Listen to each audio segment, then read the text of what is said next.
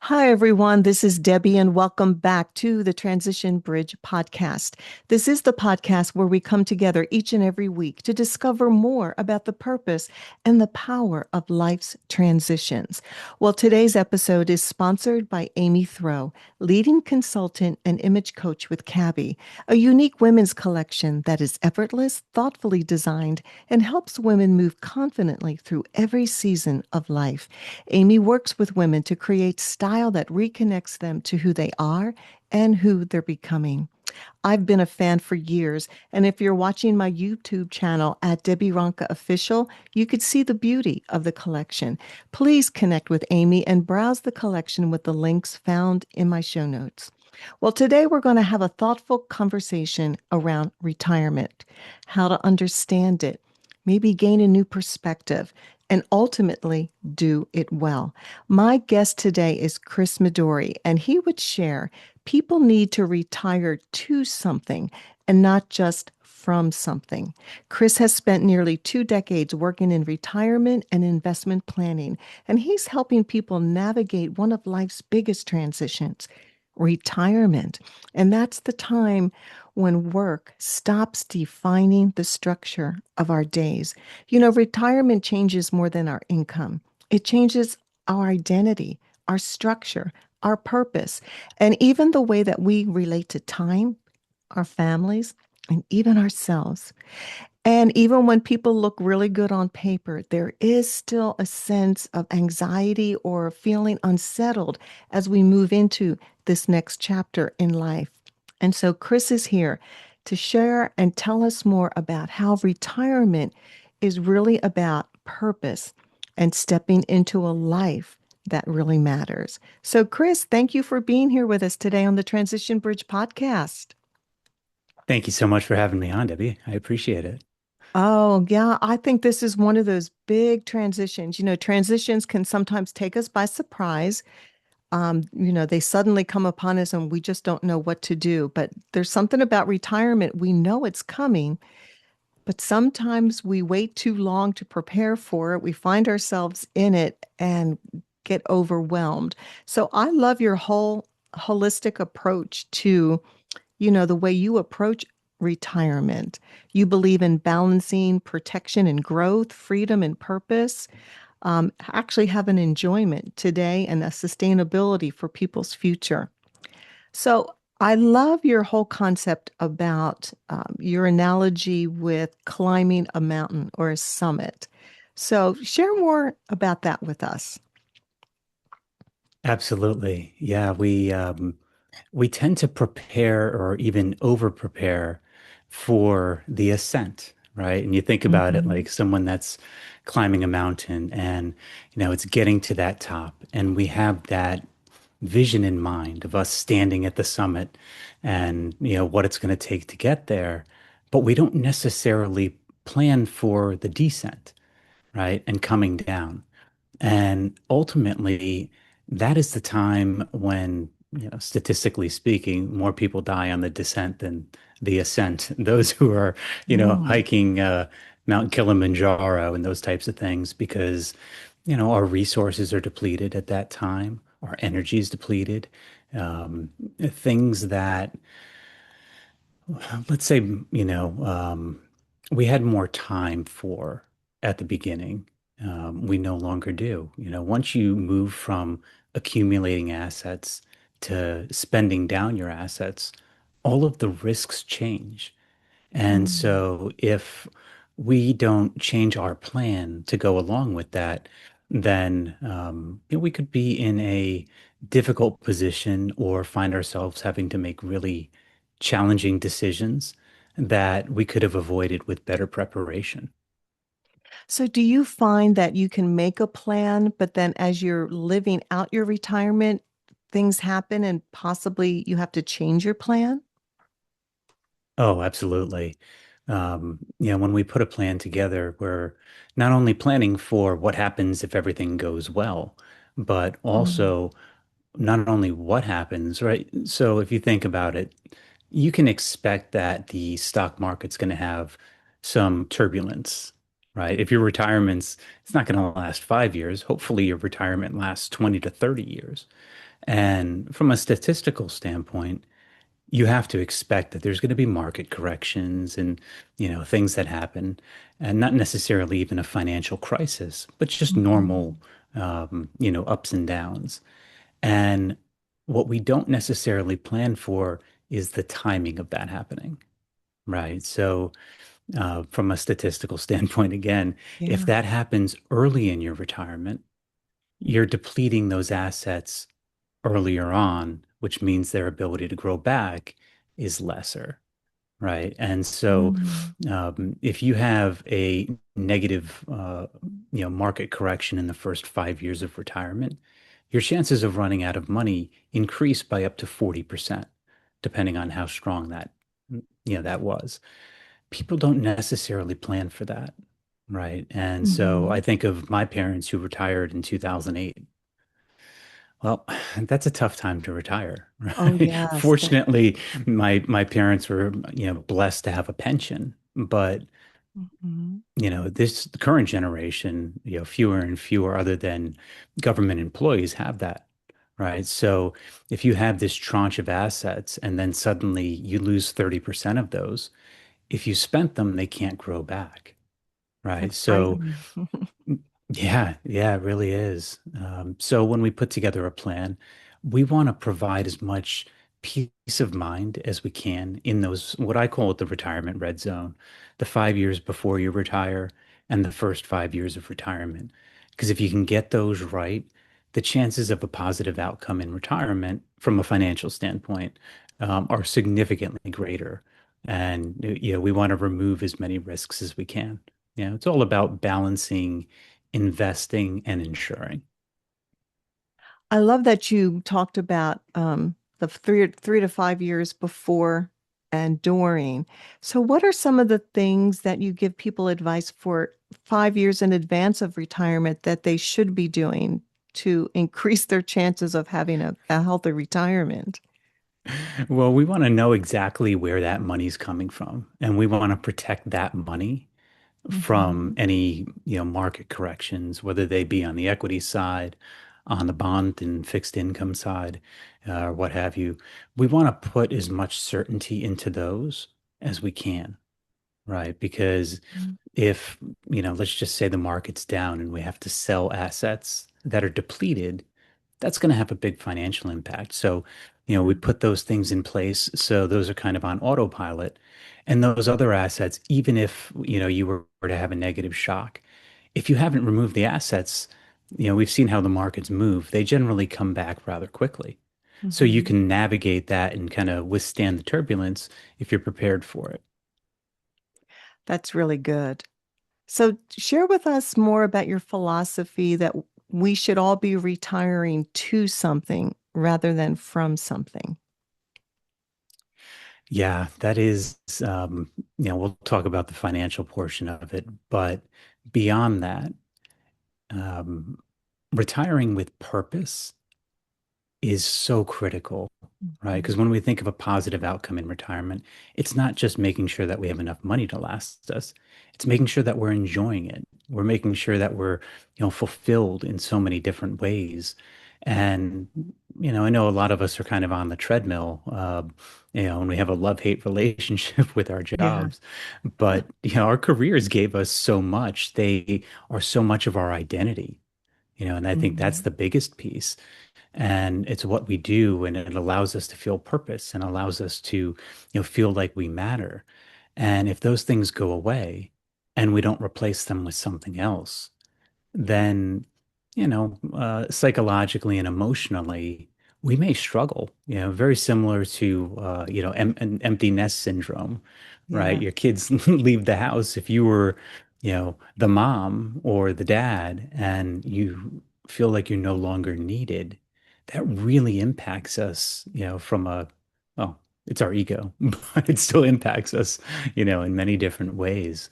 So, we want to make sure that when we fill that time, we're filling it in a way that lights us up.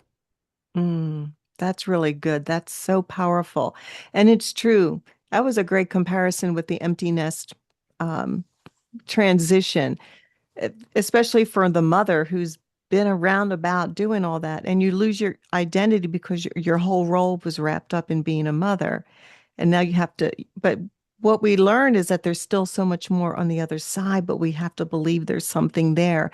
And that's what you're trying to help people that are approaching the retirement age, that it's not an ending, it's really like a new beginning, but to start contemplating, maybe some of the things that they would like to do in retirement, maybe besides travel and hobbies. um, do you give suggestions, or what are some of the things that you've heard from your clients that they are preparing to do in retirement? Yeah, I think of retirement as having the freedom to pursue your passions. And That's good. yeah, if you've been so overloaded with work and your career, and that's who you are, then you're not even sure what you're passionate about at that point. Maybe some people are like, "Oh, I've always liked to travel," or, I always wanted to learn to, you know, play mahjong or, whatever it is, or sew or something like that. And those are easy things that, that you can learn. Um, so the way that I like to do it is not to make suggestions, but to encourage people with questions, and Mm-hmm. asking them, what lights you up. And I'm a big meditator and a prayer guy. Mm-hmm. So, I think a lot of the answers will come to you if you just kind of take a pause, close your eyes, find some stillness, and, just ask yourself, if I had all the time in the world, how would I spend it? And just see what comes up, see what interests you, try them on. I think that's one of the things that we can do before retirement is, kick the tires and try it out. Put together a plan of nothing hard coded about and regimented about what I'm going to do each and every day, but to, if you're going to volunteer, maybe you can do it one day and see if you like it. If you're, planning on mentoring someone else, why not give it a try now? And then um, if it's something you're enjoying, then you have more time to do it. If it's something that, maybe we missed the mark on and you want to try something else, that's okay too. But, I think the more clarity that we can get, the better chances of a successful outcome will be. And I almost hear you saying, like, we're not locked into all the decisions that we make. Like, try it out. If it doesn't work, then try something different. We're not like locked into the choice that we made. There's a lot of freedom in retirement. Yeah.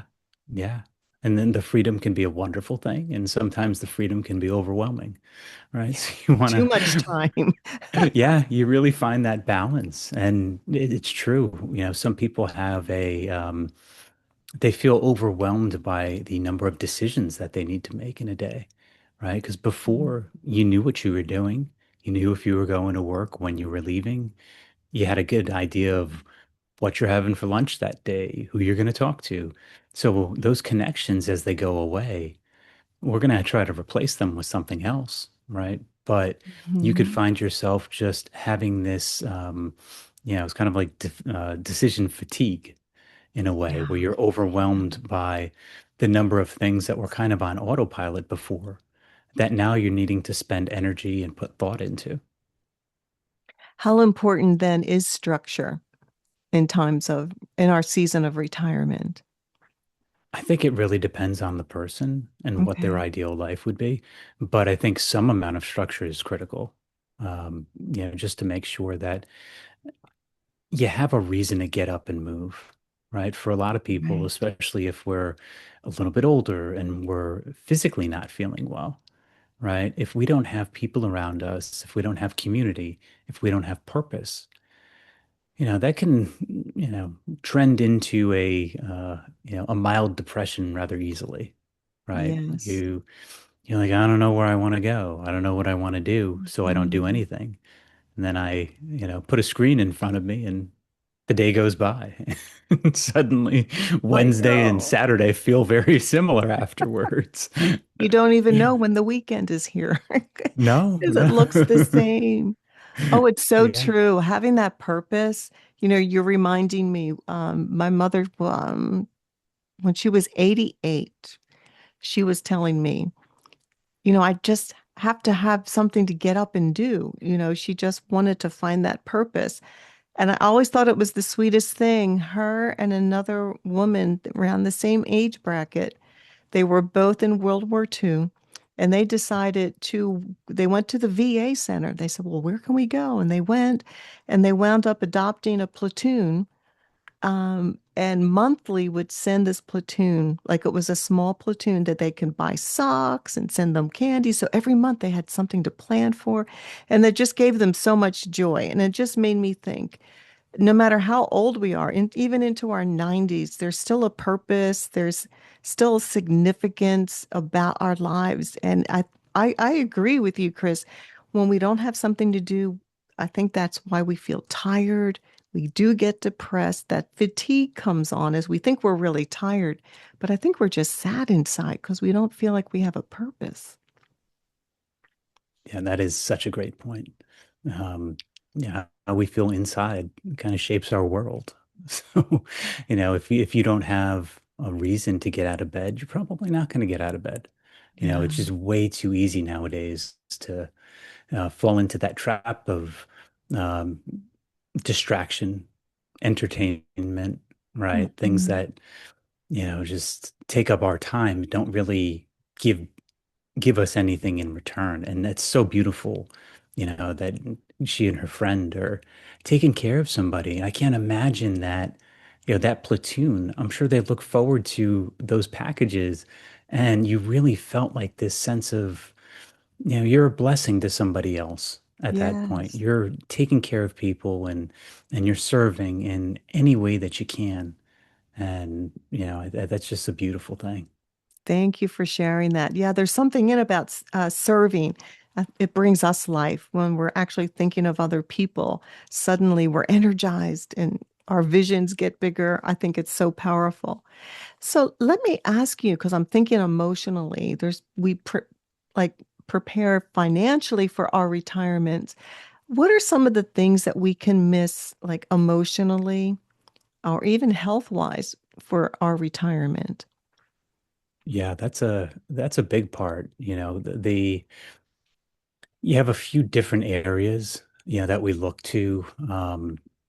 Social isolation is a big one, right? Because Mhm. you kind of had friends at work and you had people to talk to. And usually if you're retiring, you have if it's a husband and a wife that are at home, mm, yeah, after a while you do run out of stuff to talk about. So, Yes, true, true. and I think of it from, men in particular, can be vulnerable to this because we're not always as strong about creating a social community, right? We don't Right. necessarily, I think the previous generations were better about, going and getting coffee or, having a card game or getting together. But, this current generation, you really don't find a lot of community. And, men getting together, at least not in a healthy way. So, Right. It takes a um, lot of effort, especially for men. I agree. I yeah. agree. Yeah, we're not the hallmark of the male personality is not planning. So that's for sure. Well, Um, I will share that, my husband, I want to say 3 years ago, because men, they're okay being by themselves, or they may do things together, but not depth. yeah. And so my husband is in a group on Saturday mornings. They've been doing this for 3 years. A group of guys get together every Saturday morning and they call each other higher. They talk about the tough things. They're vulnerable with each other. Um, it's a spiritual gathering where they pray for one another, and it's so Wow. life-giving. And my husband has just gained so much from it. And actually, he's in, retirement age. And so now he's in that season of imparting into these younger guys truth and legacy and significance. Because I believe in that time of retirement, you have a wisdom that you've gained from all the years that you've lived, all the experiences that you've had. And so I can see where retirement is that time, if you really believe in who you are and what you've done with your life, that it is valuable to turn around and, like you had shared, Chris, mentor someone or get involved in an organization where you can bring your wisdom and your knowledge because people need it. Yeah. Yeah. You're 100% right. You can control how much time you want to put into that. Um, whereas before you kind of had to go full throttle with it. But have you noticed a difference in your husband and just in like from a mood standpoint or have you noticed differences since he started to gather with these gentlemen? Oh yeah, I mean he's a great guy, easy going, but there's a depth of his personality that came out because not only does he impart to others, but then he becomes vulnerable himself. And I think when we all become transparent in life with other people, we grow. We just grow Yeah. emotionally, spiritually, mentally. Just the different books that they share and they read and they go through it together. Yeah, it's powerful. I highly recommend. Yeah. Somebody's got to start a group. Someone has to start it. And to your point, someone has to be vulnerable, especially for Right. men. You find Hmm. that if you're not comfortable with it, it's very easy to put the mask on and Right. since our childhood, the idea of what a man's supposed to be. Right. Yeah, especially for those of us that are on the more sensitive side. Hmm. It's, and, you could kind of feel out of place in a way, and you have Yeah. all of these emotions and feelings inside of you, and you don't feel like you can necessarily share them or you have an outlet for those. But it only takes one person, and I mean, you can really open up a group of men in a beautiful way, just by offering that and leading with vulnerability. I think it's wonderful. Thank you. Yes, it is. And that is the key. It takes one, and then another one will join. And then before you know it, they're all vulnerable and they call each other out too. So I think it's really great. That's I awesome. wanted to ask you, you work a lot with couples. So what tends to surface between partners once retirement removes the buffer of work and routine? Mm. It's, as I mentioned before, quite a bit of time, that we're Yeah. spending together. And every couple handles things differently, right? I think there's some couples that have been joined at the hip, for their entire lives. And, there's some that have, created their own identity away from that relationship. So it does vary from couple Mhm. to couple. But again, if you don't have the outlets and, from a social standpoint, the ability to kind of get away from each other a little bit and pursue your own individual goals and aspirations, there can be some rigidity into it, and you can kind of become Groundhog's Day really quick. And, Mm. that I think when you think of the big, let's say psychological, risks or pitfalls in retirement, right? So like the loss of purpose, the loss of a social life. You also have physical decline, cognitive decline, the emotional aspect as we start losing friends and things like that. Um, it can change, from a couple's standpoint, especially with health, where one person becomes the caretaker for the other one. Mm. It it can cause some resentment, right? It can cause some hard Mhm. feelings. If we have financial difficulties on top of that, and we're arguing about how money should be spent, right? So I think for couples, again, in that 5 years prior, really having open and honest discussions about how we want to spend that time in retirement. Because if one person wants to travel the world and the other wants to sit on the couch, um, that's not gonna, we should probably have a plan for that and Yeah. find some sort of balance in between of, what's gonna work for both of us. Um, but I do find the more that we can do to provide certainty on the Mhm. financial side and to know exactly what we have to spend and those types of things, the freedom and the peace of mind that you have really helps couples to enjoy their retirement, right? Um, Mhm. more than anything. I think women tend to be a little bit more worried financially in Yes. that sense, right? About making Hmm. sure how long things are going to last and everything else. And um, I think it's just important that you have that communication between each other to make sure that you're both on board, right, with all aspects of the retirement. It's like getting married.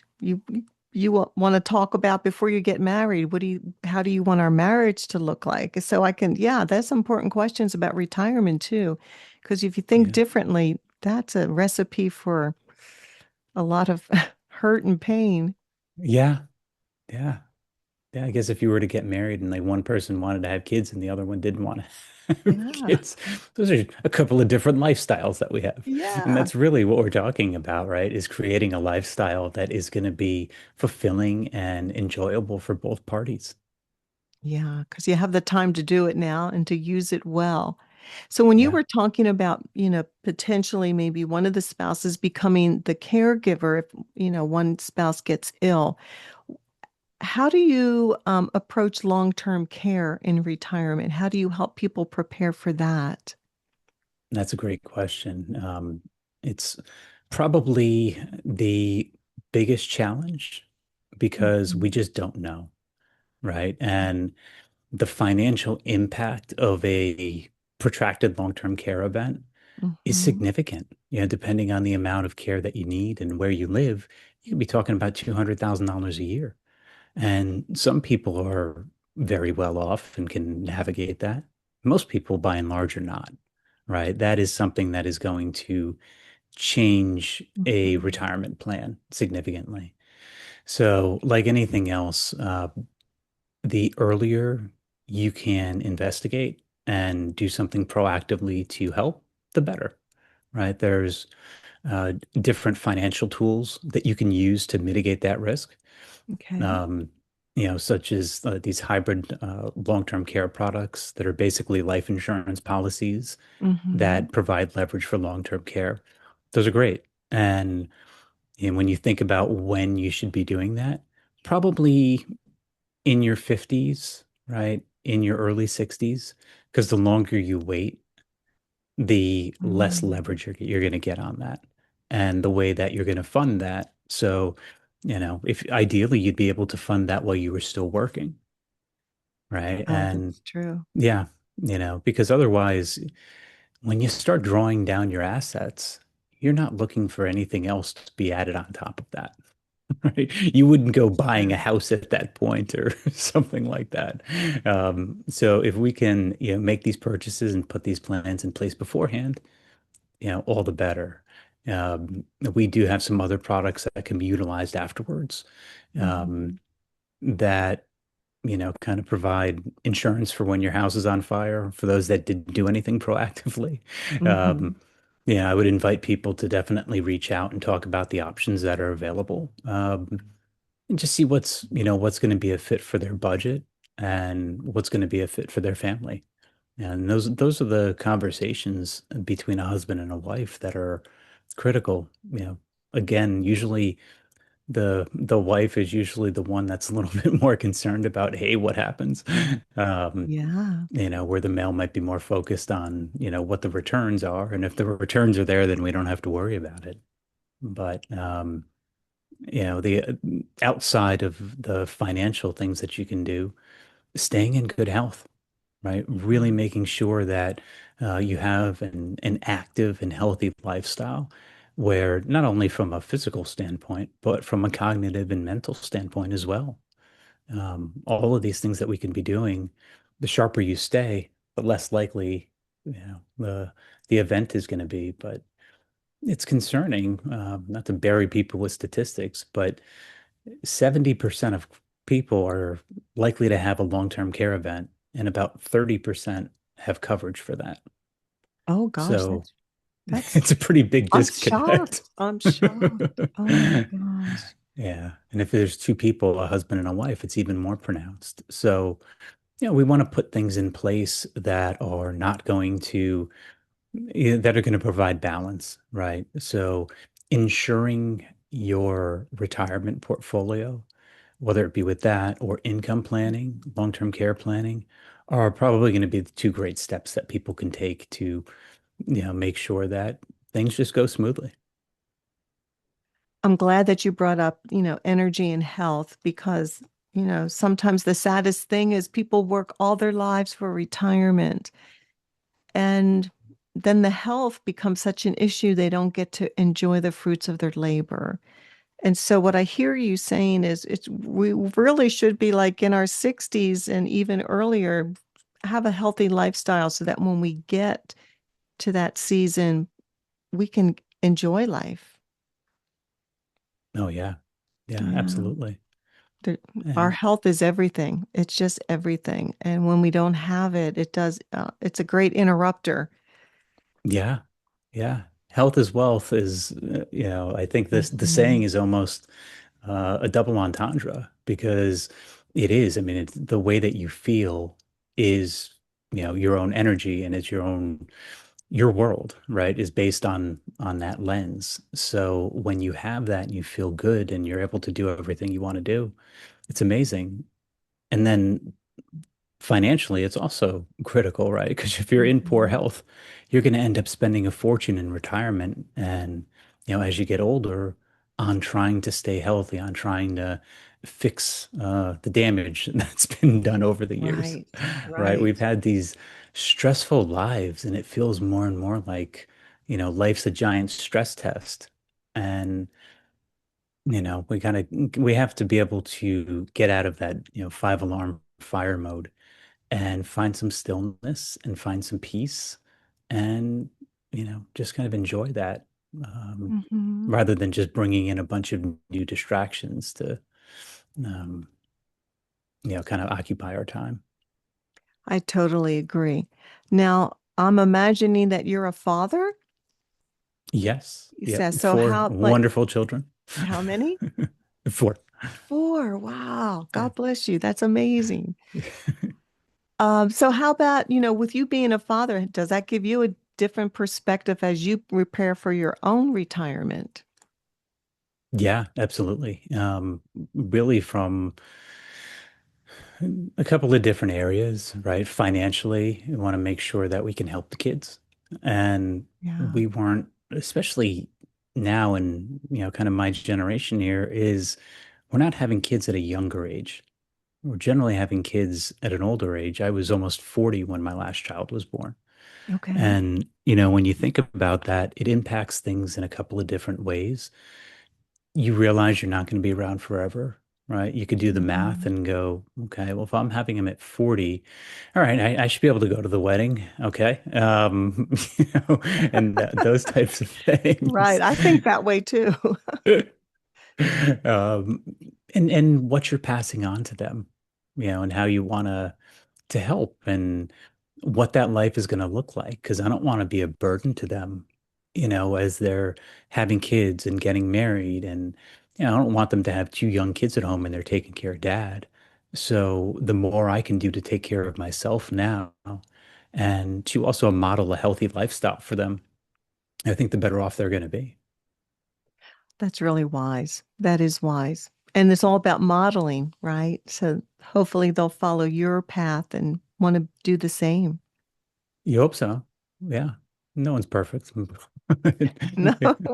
we're That's for not, sure. but I love how you're thinking of the future. And I know my husband and I, we have four grandkids now, and one on the way, and we're always saying to ourselves, we have to stay healthy and strong so we can still get down on the floor and play with those kids and get back up, So we try to um, do what we can to stay healthy, whether it's, vitamins. We started ballroom dancing, Oh, I to do love that. something different. Yeah, for our brains, just for our physical well-being. I mean, it hurts, but we're having fun. And we met a whole nother community of people that we never would have met if we didn't try. And I guess I'm just sharing that for anyone who's listening. Who knew we would be doing ballroom dancing? But there's so many different things out there to try, to challenge yourself, to like find something new, and you meet a group of people and you have fun together.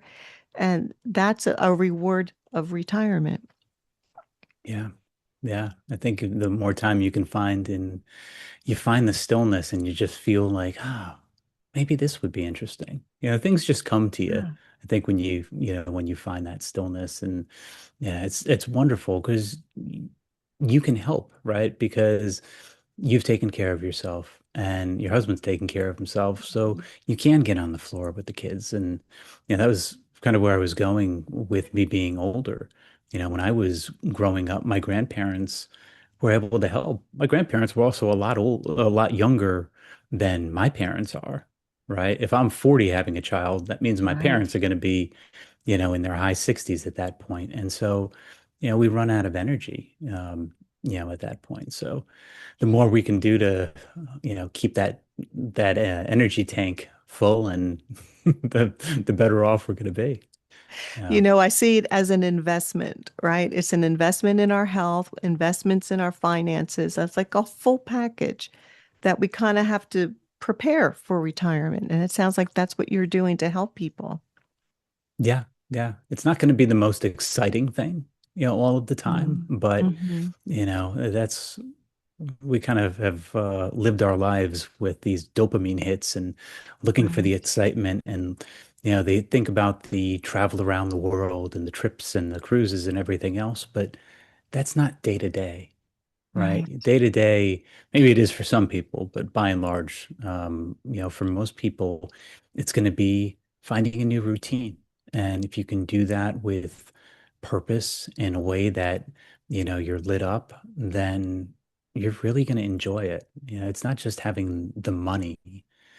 Money definitely solves some problems, Sure. but if you don't have, um, those if your spirit isn't moved by what you're Mhm. doing and how you're spending your time, then you're probably not going to feel fulfilled in the end. That is so beautiful.